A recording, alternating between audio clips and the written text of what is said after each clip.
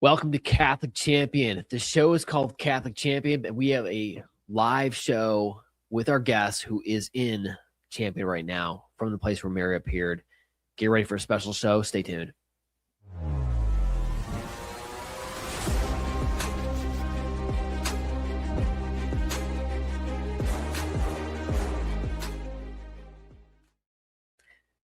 Paul Brissette, okay, my new acquaintance, new friend. You are the communications social media director for the arguably one of the most important places in Catholic America, right? It's of course where Mary appeared, the only approved apparition site in our nation. We love this shrine. We have a special devotion here at Catholics for Catholics. We talk about her message all the time.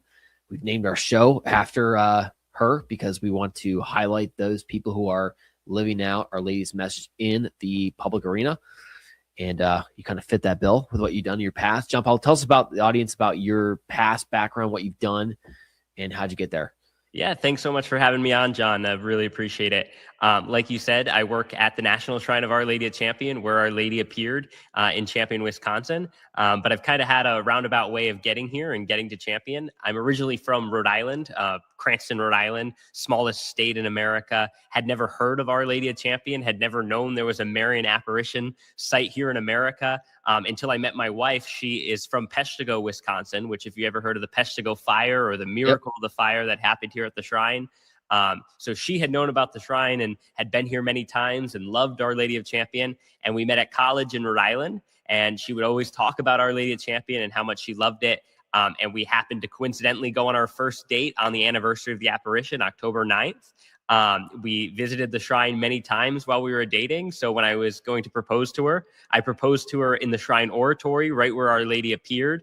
And I asked her to marry me. And then, of course, a year later, I happened to be looking for a position because we were going to be moving back to Wisconsin. And at the same time, Our Lady opened up this position here at the shrine. Previously, I had been doing secular social media. I got about 4 million TikTok followers and Instagram followers, making comedy videos, traveling the country, working with MLB teams, working with professional sports and big companies.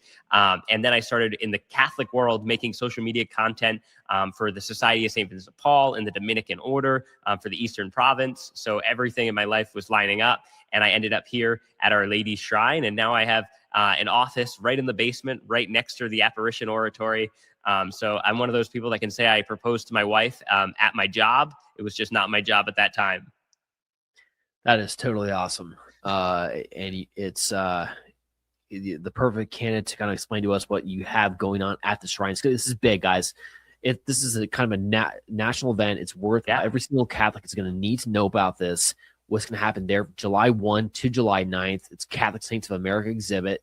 We're going to get into the details of this. It's just a brilliant idea. I know, of course, I'm very familiar with the shrine. I know Don Warden, who's the director, good friend of mine. I know the priest there, Father Tony, etc. I think you guys hit a home run grand slam with this idea, this initiative, which ultimately probably came from Mary. And you're going to talk all about it. But just as a recap, for people that are unfamiliar with the only approved apparition site in America, tell us again what happened in 1859 there in that place near Green Bay. Of course. So just like Fatima, Guadalupe, Lourdes, Knox, this is a Marian apparition site. Our Lady touched down here. This is where heaven met earth in Champion, Wisconsin, right in the Midwest. And not many people know that there is a Marian apparition site here in America, and it's this beautiful thing. Our Lady appeared 3 times to a young Belgian immigrant named Servant of God Adele Bryce in 1859. And essentially, she gave her the message to go out and teach the children what they need to know for salvation. Now, Adele Bryce happened to be illiterate. She didn't know how to read. So she said, how could I do this when I know so little myself? And Our Lady told her to go and fear nothing, for Our Lady would help her. And Adele went out and started catechizing most of the Northeast Wisconsin, opening up a school. And here at the apparition site, one of the most famous things is the miracle of the Peshtigo fire in 1871. The deadliest fire of American history came and burnt millions of acres in Northeast Wisconsin. And here at the shrine, the pilgrims fled here to go pray with Adele, and she gathered them and she processed around what's now our rosary path, and they prayed the rosary throughout the night. And as the fire burnt millions of acres and killed over 1,000 people, the fire burnt up to the fence posts here at the shrine. It actually burnt the outside of the fence and left everything inside completely untouched. An eyewitness, Father Peter Pernin, described it as an emerald isle in a sea of ash. Everything around the shrine was ash, but everyone that came here trusted Our Lady and prayed for Our Lady's intercession was completely spared from this devastating fire. And that's the miracle of the fire. And Adele dedicated her whole life to following Our Lady's message of gathering the children and teaching them in this wild country, that wild country being here in the U.S. And then Adele Bryce's cause for canonization opened up in January. She's now on her path to sainthood. So it's very exciting here at the shrine. And we're so glad to have this apparition site here in Champion, Wisconsin, and have Our Lady caring for us here in America. It's that regarding that fire, it's 1871, which Yep. It's also there's talk about this or studies done that it may have been related to the Chicago fire, right? 1871. I don't know if you heard that, right? It Chicago was the same day as the Chicago fire, and it burnt like almost 100x as many acreage as the Chicago fire did. The Chicago fire is more famous. And what's really beautiful is the fire went out 12 years to the day when Our Lady appeared to Adele Bryce. So this is 12 years to the day that Our Lady appeared right here. This land was spared and everyone that came here was spared. So for over 100 years, people would gather here and lead processions, especially on Assumption. And this became such a ground of pilgrimage, though it was not approved as a Marian apparition site until 2010. So that's why many people may have not have heard of it. It's a more recent approval of the apparition site. God bless Bishop David Ricken, who's the Bishop of Green Bay, who is the one responsible for getting this across the finish line, making it an official Marian apparition site. I was with him back in April in Massachusetts. We had a great talk. And just, again, I got the chance to say probably what every Catholic ought to say. Just thank you for really fighting for Our Lady's message to get out there. And I know he's working hard now to get Adele Bryce, Bryce, I just can't wait to say it, right? And to get her cause across the finish line to officially declare her in heaven. I think it's such a simple, profound message. If you haven't gone there, by the way, to this shrine, we say it all the time. Wearing the shrine shirt today myself. Go there. You have to go visit. I've been to, maybe you have as well, JB, many apparitions across the world, Guadalupe, Fatima, Lourdes. But there's nothing like this one because the fact that it's like one of the last apparition sites where you can go to, and it's just like it was. You walk there. Some people don't like it, but I actually think it's unique. You could smell cow all around, which, okay, it brings it home about just God coming to our everyday reality through the Blessed Mother into our human existence and coming to meet us where we're at. I mean, I hope you don't get rid of the cows. Is that on the plan or what? No, that's what's beautiful. It's truly, the shrine is a humble little shrine. The church only holds 300 people, which we have to have masses outside often because we're having 3,000, 5,000 people for mass, and the chapel only holds 300. And around it is just farmland, like the Belgians who settled here, and much of that is untouched. So it's really, really awesome to see. That picture right there, and obviously where you're at, in case people are wondering in the chat, okay, that's it's used as a chapel. Christ is not actually present now, just FYI. Yep. That's like the overflow chapel. The main apparition site is nearby. You've got there what a tremendous background too, by the way. If you're going to communicate about one thing, it's one thing to get 4 million followers, which is incredible, by the way, and then to reach people through your humor, you and your brother, but now to be able to be an advocate for Mary's message across the country. How awesome is that? That's amazing. Again, this specific idea that we're going to bring everyone's attention to be on this. The whole country is preparing for July 4th, the 250th anniversary of America. Okay. Awesome stuff, right? We've done a lot of work here, Catholics for Catholics, to promote that, to reinvigorate patriotism, Catholicism in America. We were, of course, partners with the White House on the America Praise campaign. We're one of the 15 partners. And we want to bring prayer back to the nation, right? So, but this, I think this takes the gold medal, okay? Because what you all are doing is you've taken all the different men and women across America whose cause is either they're already saints or they're on their way to sanctity, and you've gathered some of the exhibits or postulators to this, and you're having a Catholic Saints of America week, July 1st to the 9th. Tell us about that, JP. Yeah, what started off as an idea, we were just the Marian apparition looking for something to do for the 250th anniversary and how we can honor Our Lady's only apparition site here in America. And with Adele Bryce becoming starting her path to sainthood this year, we started learning a lot about these servants of God's venerables, blesseds, and saints ourselves. And we wanted to teach other people that message. The message Our Lady gave Adele is to teach the children what they needed to know for salvation. So what developed is this kind of idea of how we can honor. Our Lady really took and ran with. And we wanted to teach people about these people who are on their way to sainthood, this hall of holiness, this hall of fame of who they can use as an example and who they can follow to how to get to heaven here in America. So we decided to actually work directly with over 76 causes and shrines from around the country that work and have either working to Why 76? What's the significance, obviously? 1776. It's the 250th anniversary. So there are many more people on their way, not as many, but we wanted to really focus on 76. And we worked with them. We created the exhibit. We created these boards for each of them. There's going to be a 20-foot map of where these people are born, which U.S. states they're born, a 20-foot timeline of where they intersect their lives with U.S. history, with pop culture. There will be over 13 relics here on site for people to venerate of saints and blesseds. You can't have a relic of a venerable or a servant of God yet because they're not at that stage. But we have many of the saints, many of the blesseds.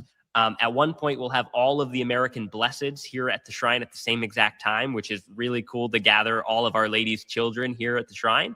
And over 35 causes and shrines themselves will be here at the shrine to interact with pilgrims, to talk to them, to share the story of these saints, blesseds, venerables, and servants of God, and to speak. There will be speaking sessions every day from 1 o'clock to 4 o'clock, where you'll come and you'll hear from these people working on these causes, from these shrines, the story of these saints and how they helped shape America. So it's really, really cool. And we're honored to have so many people. We're expecting 10 to 15,000 pilgrims over the 9 days to come to the shrine and learn about these saints. That's incredible. Again, this is, yes, we love America. We love our country.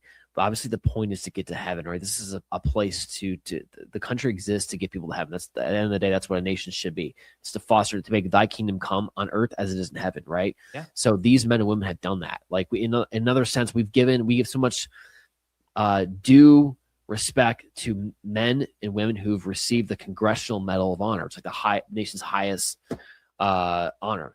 But there's no greater honor than to be a saint. That's what we're shooting for, right? So you've done 76. That's I didn't even know there were that many people out there. Yeah. So how many was it difficult? Who actually did the reaching out? Was it yourself or your team? We had an incredible team of the shrine and people who were just so passionate, and Our Lady kept opening up doors that we'd be like, oh, this isn't going to work. And then something would happen. It would all come together. So we actually split up the list evenly among about 5 different people. And that first day when we were like, okay, we're going to cold call a shrine and invite them to our event. We're going to call these. And what we learned is the passion everybody has for all of these American saints, this 250th anniversary. I actually was a history major before I started marketing. So this was something that was super passionate for me. I wanted to be a history teacher. So I was just learning more about U.S. history and how they intersected with it. It was really, really fascinating and really cool to call these shrines, call these guilds, talk to them, learn about their person and how we can best honor them here at the exhibit. Can I ask you a history question? You may not know this. It's okay. I'll take a stab at it. What's the I'm generally curious. What's the original language that Mary spoke to Adele? Was it Belgium? You know, this comes up a lot. It wouldn't be Belgium. So Adele spoke Walloon, which is a dead language and not a written language. What is it? Walloon. Never heard of it. It is a dialect of French. So that is what Adele spoke. She never told us what Our Lady spoke to her, but we would assume it was Walloon or French. In one of her letters we were recently reading, somebody asked her about the apparition, and she said, yes, Our Lady appeared to me on October 9th. I'm sorry that I can't give you any, and told me to take care of the little kids. I'm sorry I can't give you any more details. I'm far too busy. I have many people to pray for. But God bless. Like she was like too busy to finish the story. So she didn't give us the detail on what language she was speaking.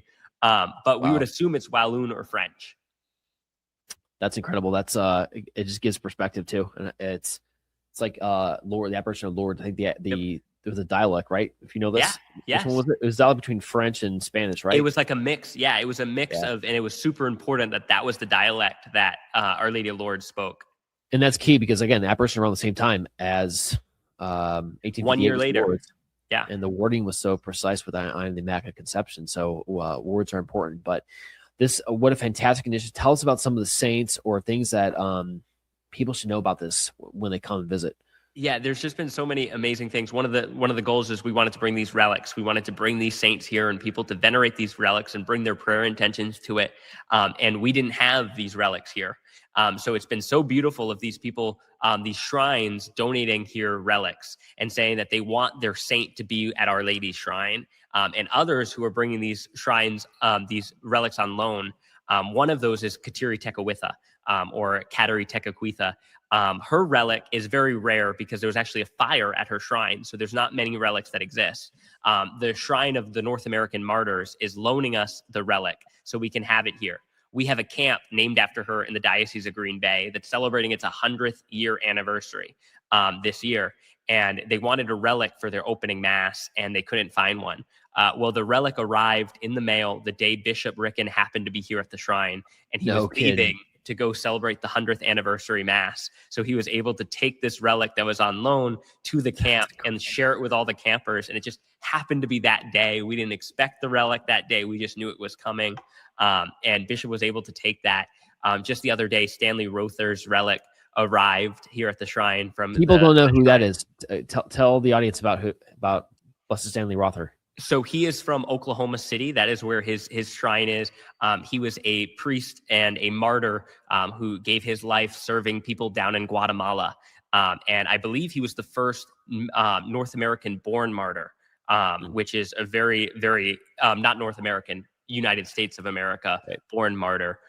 So an incredible story of this man that gave his life. And we're so happy to honor him and have his relic here for people to venerate. His devotion is growing and growing. I think they just released a movie about his life that people may have seen. So that's one of the things, that these relics and how they've got here and how they're traveling here and who's bringing these relics has been such an exciting and awesome journey, as well as the saints that are going to be here. I know Dorothy Day is going to be here. Her cause is going to be here. And they originally didn't think they would be able to be here. And last minute, they had some weird schedule change, and Dorothy Day is going to be here. I know that Emil Kapan's cause is going to be here. He was a military chaplain who gave his life during the war in Korea.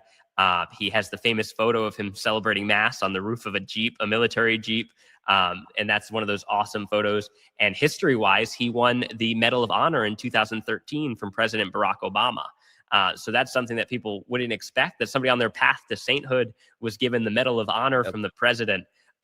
We have learned that Mother Teresa is one of only 8 individuals ever in American history to be given honorary citizenship. So Mother Teresa is an American saint. And that's a fun fact that many people would not know. And with those 8, it's like Lafayette and Winston Churchill and Mother Teresa that have this honorary American citizenship. So there's only been 8. You say there's only been 8 honorary U.S. citizenships in American history. Only 8. Okay. Yep. Wow. And Mother Teresa has one. So we'll have her relic available because honorarily she is an American citizen and therefore an American saint.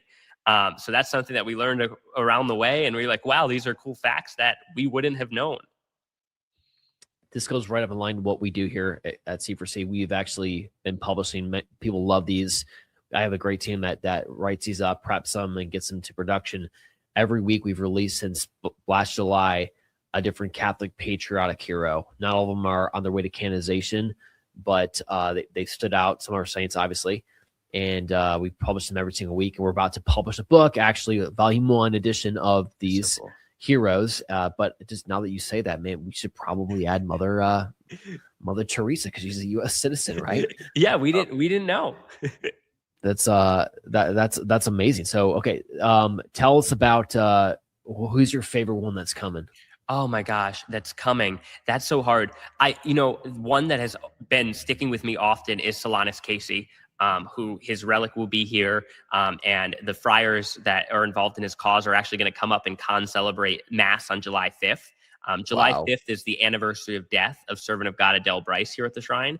So we'll have a large mass, large Sunday mass, a grave blessing, an all-American picnic to honor servant of God Adele Bryce here at the shrine. And Solanus Casey's group is coming up. Solanus Casey's actually also from Wisconsin. That's where he was born. And he wanted to become a priest, but he wasn't good at studying and he wasn't good at seminary. So they wouldn't ordain him as a full priest. They ordained him as a simplex priest, which meant he couldn't hear confessions and he couldn't publicly homilize. And so he was just this simplex priest who was basically given the task of being the doorkeeper. He was the doorkeeper for the monastery. And he became basically known as the doorkeeper to heaven because people would come and line up for hours to talk to him at the door because his advice was so good and he was listening, and how he talked and how he loved God, that there would become lines around the entire place trying to talk to him instead of the confession and the other priests. And he was just so humble and so honored to share and speak and just listen. So he's been one of those stories that, as somebody that didn't do well in school myself, it's just so cool to see his story and how he persevered to being ordained a priest. So that has always stuck with me. My wife is we're expecting our first child in August. And if it's a girl, we plan on naming her after Adele Bryce, who's the servant of God that Our Lady appeared to and is honored on July 5th with her anniversary of death. So Adele Bryce is always up there here, who Our Lady appeared to. One, because she went out and was a teacher without being illiterate. She was an illiterate teacher, and I think that's awesome. She was also not the prettiest. As you can see, she had an accident in her eye that left her damaged in her eye. But the kids and the students were so drawn to her. People were drawn to her spiritual and her kindness and her charisma. And I think that she's an example for all of us, and her humble obedience and simple faithfulness on how she went out and lived Our Lady's message. And that's why we're doing this exhibit, because Our Lady told her to teach the children, and we're carrying out that message here at the shrine. She wasn't a nun, right? People always confuse that. No, she wasn't a nun. What she was a third order Franciscan. So this was a lay Franciscan sister. Basically, this was an order that she created that the women that joined were able to leave at any moment. They didn't take formal vows. They called themselves sisters. They wore habits. This was more of like a culture respect thing rather than a formal nun or a formal sister we'd see today that took formal vows. This was more of a lay order. We see some lay orders nowadays, but back then it worked a little different. You got any secular press reaching out yet, or not so much? Yeah, really, really excited, especially locally with the Green Bay Press Gazette and the local CBS station. They've reached out. They're involved in helping promote the event and getting people here. But nationally, especially in the Catholic world, so many articles, so many people reaching out because so many people are involved with this and so many people are excited because this is the first time that someone's bringing together all these saint causes. To think that over 35 causes and the people behind those causes are going to be here at the shrine speaking to each other, learning about how to make saints. You just are so hopeful that this will lead to more saints here in America soon.